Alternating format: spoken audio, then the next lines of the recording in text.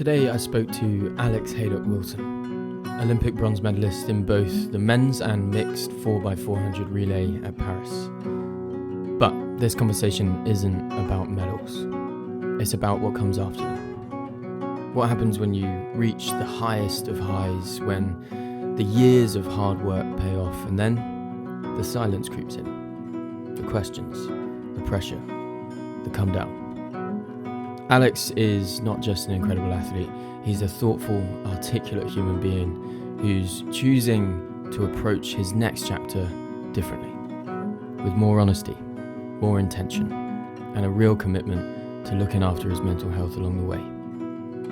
In this episode, we talk about vulnerability, identity, and what it means to stay grounded in a sport that often pushes us to chase results above all else. We unpack the joy of movement, the power of community, and why sometimes the bravest thing you can do is admit that you're struggling. I am so grateful that I have had this chat with Alex.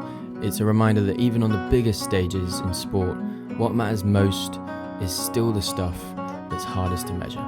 We did have some connection issues on the call, and we've done some cleanup of the audio, so I hope it's sounding all good and smooth for you. But without further ado, let's get into it. This is my conversation with Alex Haydock-Wilson. Absolutely not anymore. That was the old approach. The old approach was something's difficult, you try and style it out. You try and give a prettier story than what's real. The new approach is nothing's off limits. In fact, the messier the better, because nice. when I transcend that, not if, but when I transcend that, that means more. I love that approach, and I think I found that myself, to be fair. When I definitely used to be a bit more like that, a bit more sort of like less of an open book, and then I realized that actually when I open up about certain things, as scary as it is, it tends to resonate. And my approach is that's because, my conclusion at least at this point is, that's because I'm not special. I don't think anyone's really that special. I think if you realize you're not special, and the feelings and thoughts and emotions you're having are probably quite common. Yeah.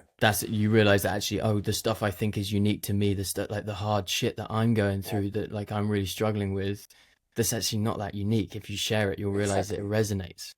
I love that, because in humility it says, I'm not that special.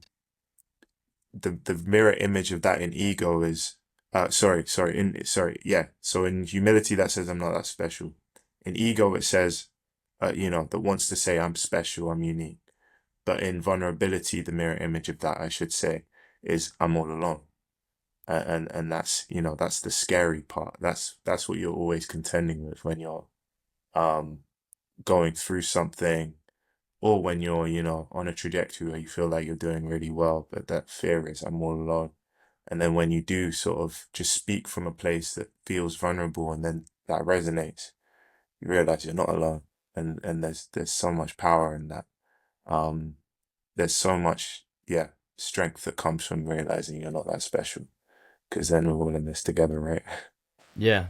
I mean, it's funny because we're told when we're younger that we are special, and I think we're unique for sure. But there's a part of me that definitely thinks that the more you're told you're special, the more you'll end up thinking that you are different from everyone else. Right. And the reality is you're actually not. You're very similar to everyone else. You're unique. You have your unique interests and talents and skills. And like, even if I look at like my nephews and nieces, who are all really very young, they've all got a completely independent personality, and they're most of them are younger than 5, and so that difference between the difference between them is so mad. So they're all unique, but you're seeing that uniqueness. No, exactly. Like you see that uniqueness form. I remember my cat had a litter of kittens, and you Nice. could see the uniqueness in them as well. So you're like, this is just a property of life. You don't need to try so hard to be unique. I think that's something that happens just by being. So when you realize that your uniqueness is just inherent, you're free to start, connecting and seeing actually what makes us similar, not what makes us different. 100%, man. I mean, it's not hard to see how you are unique as someone who is the athletic specimen that you are. You've achieved such great success in your sport, and notably last year, 2 bronze medals at the Olympics. I want to talk though about like what I'm most interested in is the sort of aftermath of that. So you win 2 bronze medals in the Yeah. mixed and the men's 4x4. Can you talk me through the like moments and days, weeks, Mm. and maybe even further, like after that world class Oh, achievement? most definitely. Yeah, no, yeah, that's kind of where, this story like begins because Paris had always been this wall in my mind of this happy ending where everything past that is just, just a product of the success that I achieved in Paris. Like I'd always not knew that we had a good chance of medaling. So we were in there to medal. The attitude from when we got to the holding camp to when we got to the actual stadium. When we got to the Olympic Village, everyone's like, "Oh, what was the Olympic Village like?" Well, for us, we arrived. We were the first event and the last event on the Oh, yo. track. So we arrived like 2 days before, and then there's this you're just kind of incubated. You get a little bit of time to explore, but then you're just like, all right, stay in the camp, keep your routine the same, like stay the course. And then you get a little week. So my little reset was my mates were staying in Paris the Nice. whole time to watch me compete. So my little respite was sort of midweek. I went to see them. We chatted, we caught up, we celebrated the first medal. And then the next day I was back into the kind of pressure cooker again, get everything right, get that next one under the belt. We celebrated, which was awesome. And then we all get ferried back to England. And then I check and I'm like, well, I'm in London and I realized like I don't have any money. Like I spent like I invested literally everything in this. And that reflected in the fact that I hadn't saved anything, for the way back. Um, and when I got back to London, I'm there in all my GB kit. I've got all my stuff. Um, and I'm there like asking hotels if they'll let me in because I've won a medal. But they're No like, way. yeah, that's not how it works. And there's just this sense of, okay, that it was like a little reflection. Obviously at this time, like the I'm still on a high. I'm still on a Mm. high. But there is just this acknowledgement that like, oh wow, like yeah, I don't have money. Okay, that's the thing. And then coming back to it and there was a celebration that happened, but then what it felt like was that incongruence just started to grow, and it was small at first. There was everyone's coming up to say well done, and then there's I'm still navigating life uh, as a human being, and I'm feeling more and more that what my lived experience is not matching up to what I'm being perceived as. Um, and I'm starting to unpack and I'm starting to, really process what it took to get me to that point. And bear in mind, I have no complaints about the moment itself. The moment itself was poetry. What we went out there and achieved was beyond what I thought was we were capable of, and the connections made along the way. But that almost gets packaged into its own little thing that then goes over there, and then when you're left with everything else around it, you've got to deal with that. Um, because I think sometimes perfect moments, you don't need to process those. Those just kind of happen. You enjoy them. They go. But the baggage, that's what you're left with. So I had to start asking. Well, I tried not to, but I was left with all those questions of like, was it worth it, but was it necessary? What was that bit necessary? What was how we navigated that situation was was avoiding that social connection that always uplifts me, and was that sacrifice necessary? And as I started unpacking the things that actually led to me being able to do what I did in Paris versus what I thought or was told or believed were the necessary steps to achievement. The answer was actually I don't think that's true.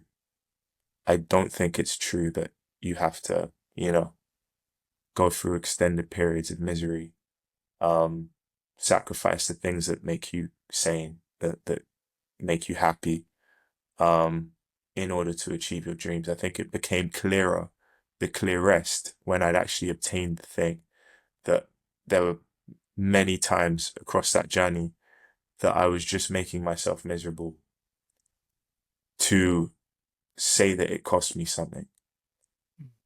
Um, when in reality, the thing that gets you there is such a simple formula, right? You put in the hard work, you have the passion every day, and you stay consistent with it. And that can be done whether I'm having fun, whether I'm, having a glass of wine on weekends. That can be done while having a vibrant social life. These misery is not, you know, actually a currency when it comes to achievement. In fact, it's the opposite. It's love. It was love that got me there. It was love that allowed me to run my best. It was love that who am I doing it for? I'm doing it for my team. I'm doing it for my country. I'm doing it for my family and loved ones. And starving myself of any of that love was actually to my detriment. So it was just completely like taking a 180, looking back and being like, so much of that was just waste that I convinced myself or was convinced was actually the reason that I was achieving. So this new approach says, let's cut out the waste. Let's keep the good parts. Let's focus on the good parts. And even if, you don't achieve the same heights, every single part of the journey would have been worth it. And I won't have to look back with any kind of regret, or any kind of like, that was waste. Let's make the most of every single second. The suffering that you encounter should be the suffering, that you're you're meeting on the way, as opposed to the suffering that you're inflicting on yourself. And it also meant that it was difficult to distinguish the two. So like, for example, this diagnosis was not something necessarily that came out of the blue. Like, I'd been seeking support for my mental health, but mostly to hide it. Like, please support me so that I can, appear as normal as possible. Please support me so that I can run faster, as opposed to just being curious about myself, and curious about what it is, the terrain that I navigate and the way that that the hardware that is inside.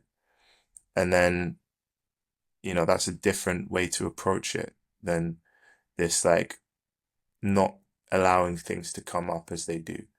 Like, I wouldn't like, even before, like, I didn't get an ADHD diagnosis until I was 21, because I really, I was really struggling. And then again, it was sort of like it reached a choking point, and I was like, okay, I need to get back into this process. And then inadvertently, I'm told, that you've got it, but this is what we call bipolar disorder. This is what we call manic depression. And I kind of just cashed that in the back pocket and was like, all right, how do I now brush this to the side? And it was only after really realizing that pain wasn't going anywhere.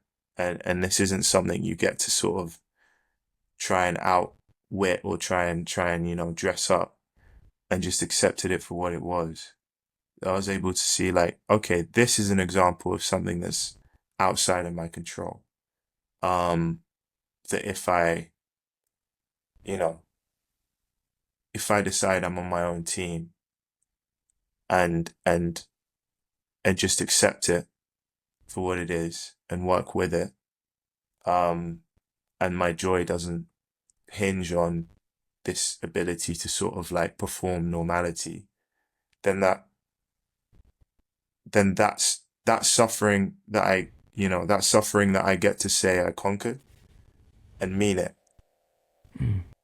as opposed to suffering that I inflicted on myself because I was too ashamed to show people who I truly am Yeah. or what I'm truly dealing with. That's self-inflicted.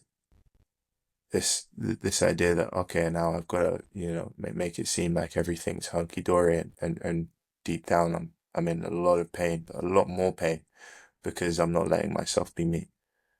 Mm. That was that was the self-inflicted part of the suffering. But then, the suffering of sort of like, or I dare say not even suffering, but just the problem solving of now seeing like, okay, well, that's how this condition works. Great. That kind of sucks, but like, how do we navigate it? How do we negotiate it? How do we, how do I ensure that I'm caught in the lows, and have a system around me, which I have an incredible system, an incredible community of people around me. How do I make the most of the lows as well? Because that's when I'm most introspective, reflective. There's real lessons to share from that. And Mm. then how do I enjoy the highs with as little resistance as possible and not feel guilty about enjoying the highs because they're abundant and they're plentiful, and that's not something I should starve myself of, um, out of fear that if I enjoy myself now, then, um, I'm not going to get the thing that I've been chasing. It's like, no, that's not how it works. And I really needed to do the journey in full to see that. And now I have that proof. I'm nothing but grateful. But I was fighting it for a long time. And I think Yeah. that period between Paris and recently of being able to sort of come out with the full truth was that fight. Um, you know, not wanting to acknowledge how bad things truly were with regards to how it felt, but also deeply not willing to accept that actually a lot of that was of my own doing, because I wasn't willing to meet myself where I was at. Yeah. It sounds to me like, and correct me if I'm wrong here, but with my assessment, but you reached the pinnacle of the sport, you achieved what you went out to achieve, you come back to the UK, and there are many individuals in all of us. That's how I like to think of it. Mm, For me, I've got Tommy the ultra runner, I've got Tommy the gym goer, but I've also got Tommy the music lover and person who does everything else in his life. I'm more than just a runner. mm, Alex the Olympian did everything right. He got there, he achieved it, box ticked. mm. And then you come back to London, you come back to the UK, and am I right in saying you're sort of confronted with the rest of you? Yes, And, that's such a you've, good way of putting it. That's such a good yeah, way of putting it. It's like, yeah, like there's almost like the rest of the community of me has to contend with the fact that there's one of me that's getting all of the attention, all of the praise, all of the, like, and it's like, come on, what about us? Like mm, the versions of you that kicked down the stairs and really like starved in the basement, so that this version of you could shine. Um, and it's just sort of like, yeah, as you come together as a community, realizing like, oh, I've really, let a lot of myself down. Um, and no amount of praise that this version of me is getting is is helping out the rest of the community. This is not trickle down. This is very much okay. Now one of these things is inflated, and if anything, one of these things just feels kind of isolated. Even Alex the champion feels kind of isolated because who am I if not my context? Who am I if not, a whole person? yeah, And being able to celebrate with the community that I've created within and with around myself. yeah. So And that's such a in good sport, analogy. yeah, and so I often find like in sport, you can get so far, especially when maybe in your early 20s, you can get so far by acting like a machine, by acting like a robot. You can you're just doing the things, you're pushing through, you're resilient, you can deal with the suffering, and you can get to a certain point.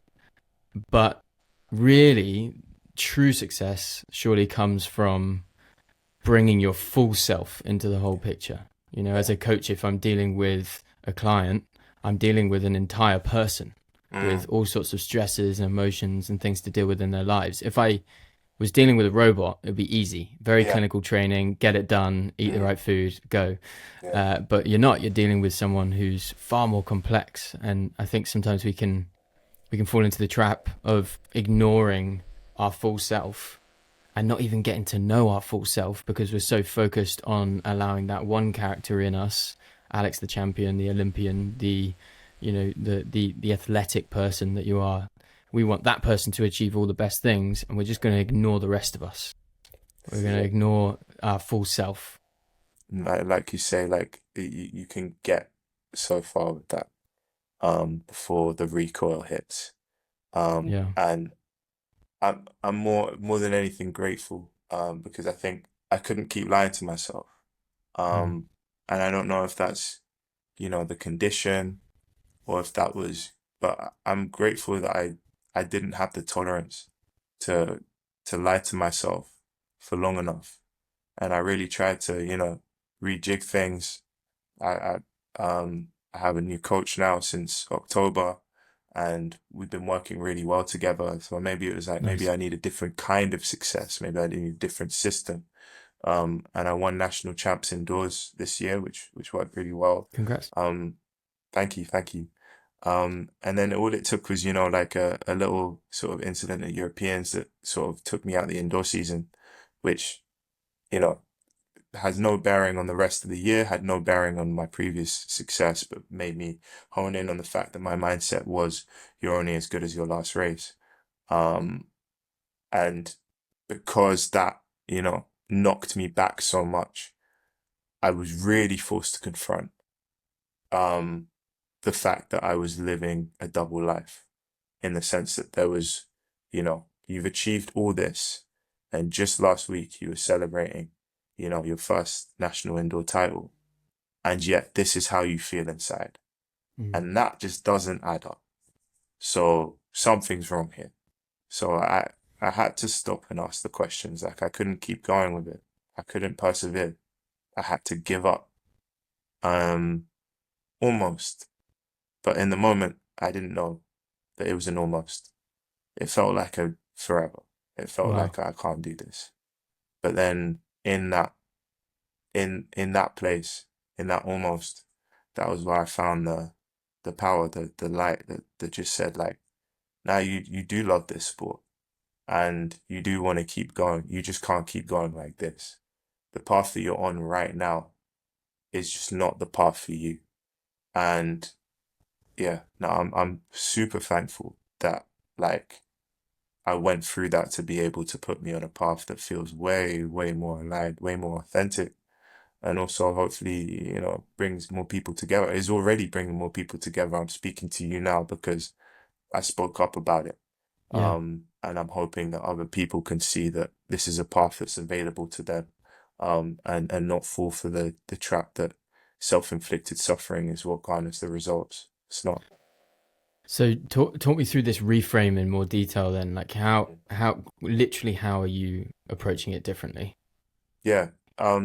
Yeah, I'm really trying to weave it into everything, but a big thing of it has been um recognizing that, that it's great to delve into the numbers and the science of it, but what makes sport so incredible is the fact that we're human beings. If it was just about seeing a thing move really quickly, you know, we would just be watching, ostriches. We'd just be watching airplanes, I mean, like that's pretty entertaining. it's I pretty wouldn't sick mind. I in and wouldn't of mind if itself. like we had every 4 years we had ostriches racing. The ostrich Olympics, which is, that's its own thing. But I think, yeah, like what connects the experience of watching human beings do incredible things is the fact that they are human beings who live lives and you know, and the more human you are doing that, I think the more connective it can be, the more inspiring it can be, because then it's like, oh, this isn't. I don't have to forfeit my humanhood. You said your whole being. If you can carry the whole of yourself Mm. to an Olympic podium, that's way more impressive than only carrying the robot machine part of yourself to the Olympic podium. So it was just that dream of being, if anything, it it was recognizing that there's more victory to be had. It's like, cool, I got the medal, but like that naive belief in an absolute victory Mm. that says like I can win and be happy and be fulfilled and have a good social life and be able to balance all my commitments at once and have healthy friendships, relationship, like everything can work out if I change my approach to this. So that's where I'm coming from. And that's just so much more hope, so much more energy. Like I wake up with just so much more energy because I'm striving for a victory that's absolute rather than a victory that's partial. Amazing, man. That's sick. I often talk about this because like in the running world we get quite obsessed with our metrics. Whatever level you're at, you now can track all your metrics and you can compare Yeah. your metrics. It's all online. So there's probably plenty of people listening here who are thinking about their mate who just did a faster 10K than them, and they're, oh man, how do I compare? It's Mm, it's funny because we do only really consider, so often we only consider the measurables. So mm, we consider the distance, or the time, or the splits, or the elevation if you're running mountain races and stuff. We only consider the measurable stuff, but mm, we struggle to consider all of the other stuff that's harder to measure for that mm. very reason. It's just harder to measure. Like, how are you Yeah, measuring your relationship with your family? How are you measuring your this is contentment? it. All this sort of This is stuff. it. How are you approaching all the unmeasurables? Yeah, oh no, I love that. That's such a good question because that begs like a reflection on society as a whole. It's the fact that like everything's, quantifiable, or we can post it as a photo, and you can live this life through the numbers and through like I heard like for me, I downloaded Strava because it's kind of funny watching me do like a Yeah, yeah. attempt to do a 30-minute run and then put it up, and then the other 400-meter boys, I got another mate of mine, Ben, dude, we're on Strava just comparing, you Yeah. know, but there's not much to compare, but I hear Yeah, it can yeah. get hairy. So Yeah. um but yeah, it's like we do that with arbitrary things, right? We like anything we can quantify, we'll try and compete about. And this, especially with the social media landscape, like you say, it's easy to measure, it's easy to communicate, it's easy to create a hierarchy based on because it's easy to capture. But that's not where the joy is or the magic is. So how do I measure it? I think the truth is I don't. I just check in with myself.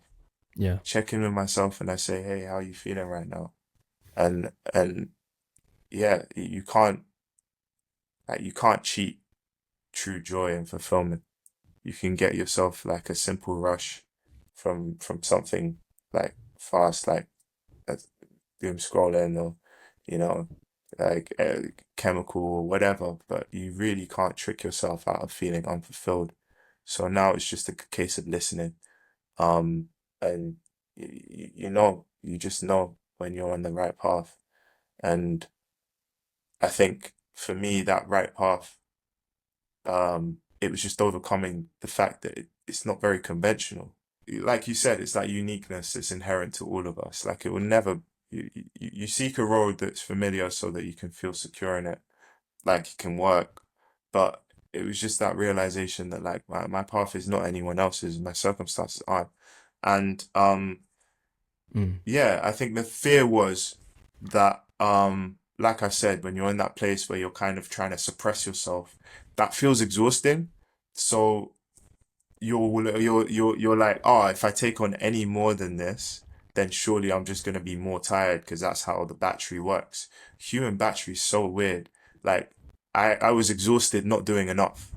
And now I'm doing way more, and I'm leaning more into my PhD. I've gone to my first international conference, and I'm leaning more into this project. It takes a while to edit, you know this, like traveling more, doing more, experiencing more, finding I have more energy to work with than I did when I was trying Mm. to suppress myself. And that's a crazy feeling. Um, but it's so affirming to know that on the other side of that fear is a life where your energy reserves feel to be more unlimited. Well, I know this from my career. I spent 9 years doing stuff I didn't like, and for a while I was a pretty hard worker. I could work pretty hard for long periods of time because I was energized by it because it was novel and interesting. But there came a point where I wasn't actually able to work very hard because I was so drained by it. Like everything I was doing every day, it just drained me because I had this mindset I had this mentality that was I guess so against what I was doing because I just really didn't like it. So it just felt like pushing sand up a hill with a fork. Like I was just getting nowhere with it. I was drained. And now I've shifted full time to doing something I love, and I'm able to just do so much more because yeah, I mean, there's always risk that I'm gonna work too hard and I'm gonna push myself too much, but I'm able to do more because the stuff I'm doing is energizing me, Yeah. and the approach I have is more energizing towards the work. And I think that's the same with running, my running and anyone else's running. Like if you are approaching it with the wrong mindset, if you're going in just thinking about, the measurable stuff and just the metrics and just achieving at all costs what you're trying to achieve, then those costs really become bigger and they become more powerful and they will drain you. You Yeah. said something there actually that was interesting. You sort of like skipped over it as you said it, but there's something that I find really interesting, especially in the wider running space, and that is, I think, it's the most interesting thing about running. I think, to be honest, it is that everyone has a unique story, and Yeah. actually, in my opinion, the most interesting thing about any athlete, whether they're an Olympian or just someone who's finishing a half marathon for the first time, whatever it is, it's the story behind that individual. It's how they got there. Everyone started at a different point. Everyone has a unique story. Do you think like the way you're approaching things is just by embracing that journey and that story a little bit more? Ah, it's crazy you're saying that. Like, literally, my obsession for the past few weeks. In fact, that word story has been the theme of my every waking second. Yeah. Has been observing not just my own story, but like the stories that connect us all, and recognizing that I genuinely think we are beings that are powered by story. Like, yes, where you feel right, you do it, but our spirits, the fundamentals of who we are story. And, we're the only species that will, genuinely override our natural instincts to sort of like self-preserve, survive, and lay down our lives if we believe that we're serving a story that is more important than us.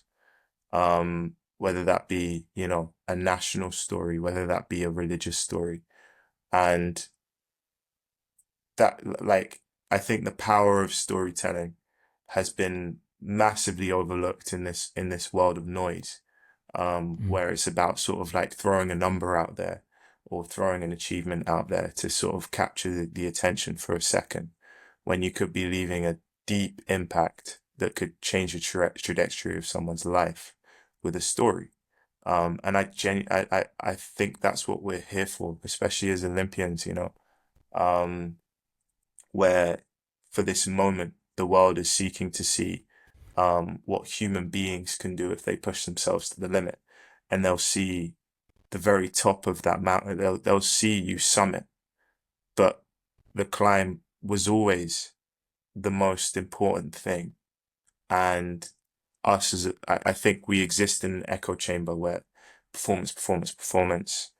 And I was in a room full of Olympians, Paralympians the other day, and we were all presenting our uh, uh, ideas to sort of try and impact the communities around us. Nice. Um, for Powered by Purpose program, which is a great initiative set up. And my whole thing was about stories. I said I really want to understand how we as athletes can tell our stories better. And that was what the video was about. Amazing. And that's what this whole thing is about, not just for myself. I think I look around me in my own training facility and I say that I think everyone here's story is crazy cool. I can think there's so many stories that I personally believe that are more intriguing, captivating than mine, more important, especially when you look in the Paralympic space, that Mm. superheroes, the lot of Yeah. them, superheroes. And I see my elevating my own story is important, yes, because it resonates, and it is its own thing. But what I'm hoping to do is master the craft, so that I can give it to the stories that genuinely would change the way you like paradigm shifting.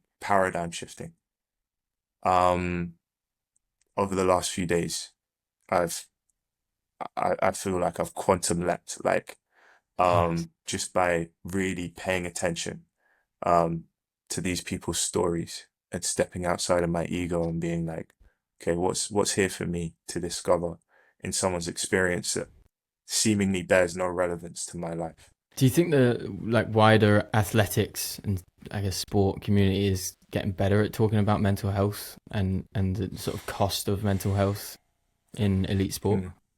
I think we're talking about it more. I don't think we're getting better at talking about it. I think we're it's a good start. It's where it needs to be for right now, because there was a time where there was nothing spoken about at all, or it was Mm. almost romanticized, which is even worse. You know, it's like, oh, this is what it takes. Mm. So you wear it as a badge Yeah, of right. honor, but it's not. That's the myth. Okay, so this is where we're at. This is what a lot of people deal with, but it's not what it. I don't think it's what it takes. It's what a lot of people have to deal with, and we're not dealing with it, and we're talking about it now, but we're still taking that numbers based approach, which says, how do we box this up and how do we make sense of it and how do we unpack, like, as if it's a, an Achilles tendon tear, and not actually something that is very much Mm. meaning based and unique to every single individual. What inspires you? What are you suppressing right now that actually needs to be expressed? Why? Because if you can't put it in a box and formularize it, then there's fear. What happens when I let the truth out and it runs around? Like, what do I do with that? Um, we should we should love that, about ourselves. The fact that we're unquantifiable at times. Um, and Mm. I think that's that's human nature, and that's what makes the magic of it so inspiring. Like, while my journey um hasn't always, if I look at it through this quantification lens of like what will optimize my athletic performance, doesn't doesn't stack up to being tens across the board, but tells a great story if I stop judging it through that Mm. lens. Um, and that's the most important thing. And if we can start adopting that way of thinking of like, all right, let's use the knowledge not to restrict us, but to empower us. Um, use the metrics, yes. Yeah. But if it gets in the way of telling a great story, which you're already doing just by living your life, honesty, then it's not worth it. Yeah. What would you say to maybe a young athlete or anyone, to be honest, but let's target the young athletes.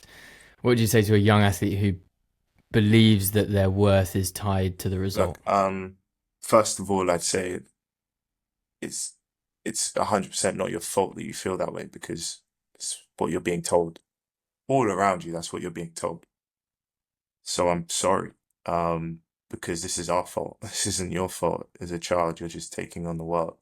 This is our fault as adults for enforcing that and continuing to churn that out a, a way things are, when it's actually just not true. And it's the way we try and make sense of our own, chaos that we fear. So, I'd say, yeah, I guess I'd ask that child what. Hmm. No, this is a great exercise, and I wish I had like a fresh answer off the dome, but let's try and create it in real time. Um, because I do talk to kids and about their journeys, and it's always usually about telling them the next step. But I'd say look around you, um, you know, your friends, your parents, your life, the things that you enjoy doing, the way you play, and the people that you're looking at, us, are are looking back at when we were your age with some of the fondest memories, because that was the time where anything was possible. And where you're in right now, if you don't experience it to the fullest, and if you don't lean into those connections, like you're missing out on half of that superpower, that energy that can get you to not just where I've managed to achieve to get, but also beyond it. Yeah. So I just really try and get them to appreciate where they're from, what's around them, and fall in love with their context, and show them that is the dissatisfaction of where you're at, um, you know, is definitely a thing that can push you, but there's also got to be a gratitude at all times. So just be, if I were to see that, I'd just be like, look at what's around you, man. You're living an incredible. You have so much fuel right here. So yeah, Take it in. take it in. Yeah. Well, man, it's been nothing but a pleasure to speak to you. We've dealt with some connection issues, but we've persevered. I have one more question. How can we, as runners of all levels and all disciplines, remind ourselves that joy, connection, and health matter as much as performance? I think, um, yeah, I think we do it this way. When I first when I first got up and went for a run again after burning out and for nearly a month. So my first run back was a little 20-minute run. I just got up and decided it's time to move. I didn't have a plan. I didn't know I was coming back to train full time. I just wanted to move again. I started running. And I just went for a little jog around here. And at first it was horrible. I could feel every single like kebab that I'd eaten without countering it with some kind of work. And I was like, what am I doing right now? But I just knew I wanted to move. And then because I didn't have a target in mind, a time, a pace, or anything, I was just moving to move. And I got to experiment. And as my mind started wandering, as it does when you run, I had, some thoughts that were popping up, and I realized that I was starting to dream of the future. I was starting to think about what could be on the horizon, some creative ventures I could get into. I was starting to think about friends and family, and I found myself picking up the pace. And then my thoughts started to turn more negative, and I started feeling like, oh, but last time you felt this, look where it led you. That you were burnt out, and this is um sorry, I don't know the word for it, but like this is a hopeless thing, what you're doing right now. Stop dreaming for the sake of dreaming, be realistic. And I started slowing down. I didn't Before I noticed, I was just lost in my thoughts, and I was just walking. And I was like, oh, oh, when you take away the numbers and you just make it about the movement, we have a go switch and we have a stop switch that is predicated on how much of life we're willing to take in at any given moment.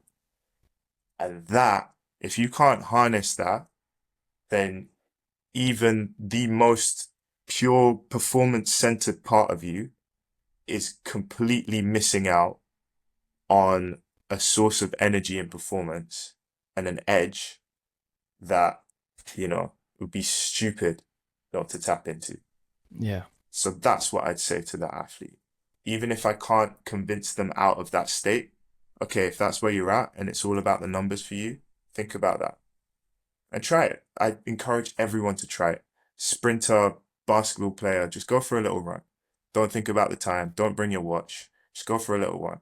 Think about things you're hopeful for. Think about the people you love and see how much easier it feels to move compared to when you're thinking about your performances and anxiety and things that lock you up. Like, yeah.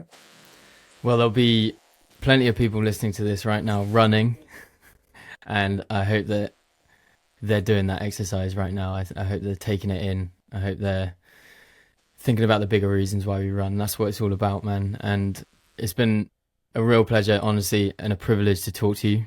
Likewise. Maybe closer to LA, we can have another chat, see how things are going, and yeah, all the best, man. I'm very impressed as well that you are doing a PhD on the side. Yeah, that whole thing.